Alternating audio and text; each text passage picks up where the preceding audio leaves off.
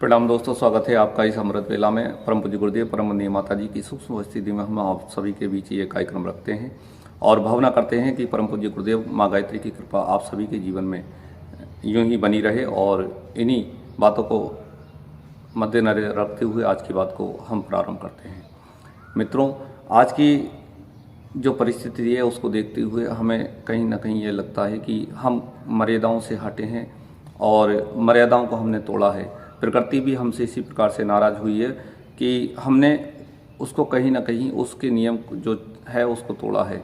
मित्रों, हम यहाँ देखते हैं कि हम अपने स्वार्थ में इतने मग्न हो गए हैं कि हमें प्रकृति का ध्यान नहीं रहा। हमने एक तरफ जो है जल को और वातावरण जो प्रकृति ने हमें दिया उसको कहीं ना कहीं हमने दूषित किया है और उसका परिणाम आज हम देख रहे हैं और भोग भी रहे हैं। जो प्रकृति का जो कहर है हम पर किस प्रकार से बरस रहा है और किस प्रकार से प्रकृति हमें अपना रूप दिखा रही है। मित्रों, ये कहीं ना कहीं साबित करता है कि मर्यादाओं में बंधे हुआ जो जीवन था हमारा, वो किस प्रकार से अच्छा था। मित्रों, मर्यादाओं से हम बात करें कि जब मर्यादा की बात आती है तो मर्यादा पुरुषोत्तम श्री राम का हमारे सामने एक उदाहरण आता है। उन्होंने किस प्रकार से जीवन को जिया। उन्होंने जब छोटे से बचपन से लेकर के और जवानी तक का जो जीवन था और जवानी का जो जीवन था उन्होंने किस प्रकार से जिया। हम सब भाइयों को उससे कुछ सीखना चाहिए। मर्यादा पुरुषोत्तम श्री राम ने मर्यादा को कहीं भी नहीं तोड़ा और उन्होंने एक तरीके से बता दिया कि मर्यादा किस प्रकार से हमारे जीवन में भली प्रकार से काम करती है।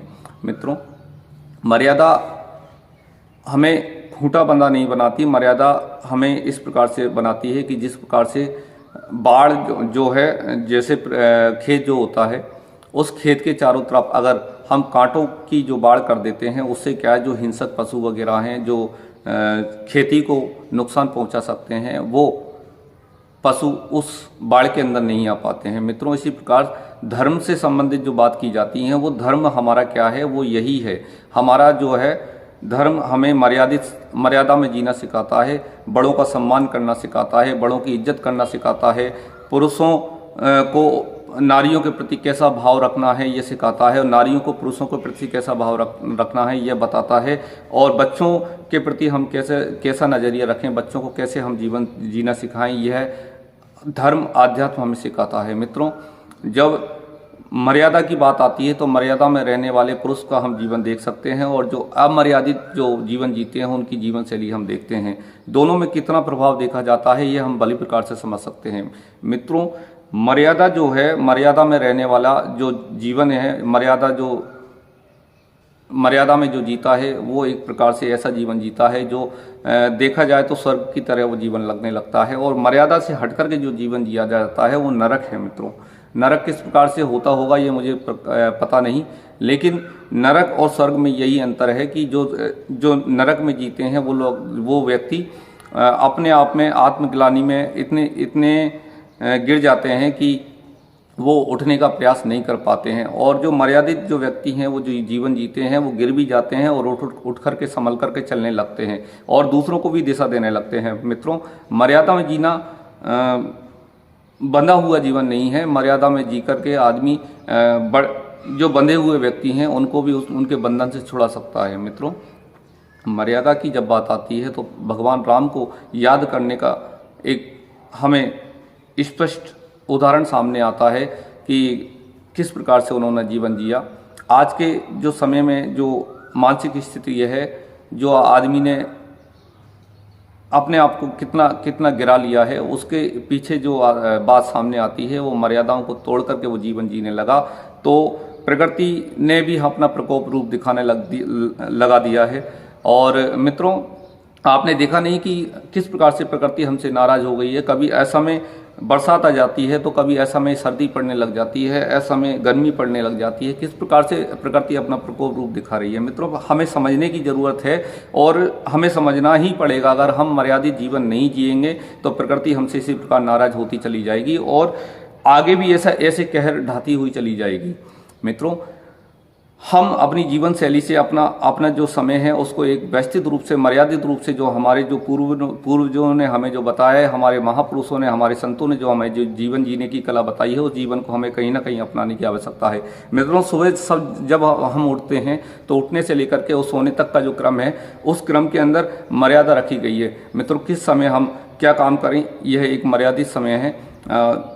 अगर हम उस मर्यादाओं को तोड़ करके और अपने हिसाब से जीवन जीने लगते हैं तो वो उसी प्रकार से हो जाता है जिस प्रकार से हम अपने जो जो जैसे मान लीजिए कोई जानवर है और जानवर को हम बांधते हैं तो वो खूंटी पर बांध देते हैं और मर्यादित हम उसको समझ सकते हैं, और वो जो हम उसको खाने देते हैं वो वहीं पर अपने ढंग से खा लेता है। लेकिन जब वही जानवर को हम छोड़ देते हैं तो वो कहीं ना कहीं मुंह मारता है और डंडे खाता है। मित्रों, उसी प्रकार से हम हमारे जीवन में भी यही करते हैं। हम जब मर्यादाओं को तोड़ते हैं तो अपनी माँ बहनों को और किस प्रकार से देखने लगते हैं, और हमें जो जो चिंतन था, जो किस प्रकार से उन्हें देखना था, वो नहीं करते हैं, और जो उसका परिणाम होता है वो हमारे सामने आता है। हम दूसरों के साथ जैसा व्यवहार करते हैं वैसा हमारे साथ में होने लगता है। मित्रों, जो हम दूसरों की माँ बहनों को, बहन बेटियों को जिस नज़रिए से देखते हैं, उसी नज़र से हमारी जो परिवार की बहन बेटियां हैं, माँ बहनें हैं, उनको भी दूसरे लोग उसी प्रकार से नज़रिए से देखने लगते हैं। मित्रों, परम पूज्य गुरुदेव पंडित श्री राम शर्मा आचार्य जी ने यह स्पष्ट कर दिया है कि जो जैसा करता है वो वैसा बढ़ता है। अगर हम बबूल का पेड़ बोते हैं तो बबूल के कांटे हमें मिलेंगे, और हम आम का पेड़ बोते हैं तो आम का फल ही हमें खाने मिलेगा। मित्रों, हम यह हो नहीं सकता, यह प्रकृति हमें सिखाती नहीं है शुरू से और अभी तक, कि जो हमने बोया है, जो ज़मीन के अंदर डाला है, वही हमारे सामने आता है। जो आज हमारे सामने जो परिस्थितियां हैं, जो हमें प्रकृति जो जिस प्रकार से अपना प्रकोप रूप दिखा रही है, मित्रों, वो हमारा ही कहीं ना कहीं परिणाम है। हमने पेड़ों को काटना तो चालू कर दिया, अपनी आवश्यकताओं की पूर्ति तो हमने चालू कर दी, लेकिन कहीं ना कहीं हमने पेड़ लगाना बंद कर दिया, और प्रकृति के अंदर जो उसका जो सौम्य रूप था वो कहीं ना कहीं हमने खोते जा रहे हैं। मित्रों, आज नदियों की जो स्थिति है, हमने उनको रोक दिया है चलने से, और बांध बना करके जिस प्रकार से उनको रोक दिया है, और जो प्रकृति के जो नियम थे चलने के, उनको हमने कहीं ना कहीं अपना जीवन में मोड़ा है और तोड़ा है उसको, तो हम आज यह रूप देख रहे हैं। मित्रों, सुबह जो उठने का जो क्रम है हमारा, उठने का समय आदमी उठ नहीं रहा है, सोने के समय सो नहीं रहा है, जागने के समय जाग नहीं रहा है, तो उसका जो शरीर है उसमें अनेक प्रकार की बीमारियां आ गई हैं। और वो जो अभी जो बात चल रही है कि कोरोना वायरस कैसे व्यक्तियों को प्रभावित कर रहा है, जो हार्ट के पेशेंट हैं, जो लीवर के पेशेंट हैं, जो जिनके अंदर शुगर और बीपी की बीमारियां हैं, उन लोगों को ये अपनी चपेट में ज़्यादा ले रहा है। मित्रों, जब हम अपना कहीं ना कहीं प्रकृति हमें अपना जीवन दोबारा से वही जीवन जीने के लिए बाध्य कर रही है। मित्रों, अगर हम इस समय भी नहीं संभले तो आगे प्रकृति अपना किस प्रकार से अपना रौद्र रूप दिखाएगी, ये हम कह नहीं सकते। मित्रों, ईश्वर पर हमें विश्वास करना पड़ेगा। ईश्वर के जो नियम हैं, जो कायदे हैं, कानून हैं, मर्यादाएं हैं, उन पर हमें चलना पड़ेगा। यह हमें ये जो समय है वो सिखा रहा है। मित्रों, हम कैसी जीवन शैली जिए, हमें देखना पड़ेगा हमारे अध्यात्म को। हमारा अध्यात्म हमें जीवन जीने की शैली सिखाता था, हमने उसको कहीं ना कहीं खो दिया है। मित्रों, आज आवश्यकता है उस जीवन को जीने की, और मैं अपने इष्ट मित्रों से निवेदन करूंगा, माता बहनों से निवेदन करूंगा कि जो जीवन हम जिए वो ऐसा जीवन जिए कि लोग उसको देख करके कहें कि ये जीवन वास्तविकता में इस प्रकार का जीवन ही जिया जाए तो यही जीवन है। मित्रों, आज हम इस प्रकार से अपने आप को पता नहीं क्यों हमने संकीर्ण सोचों में बांध लिया है। हम अपना समय निश्चित नहीं कर पा रहे हैं, और ऐसा में ही वो काम कर रहे हैं जो नहीं करना चाहिए।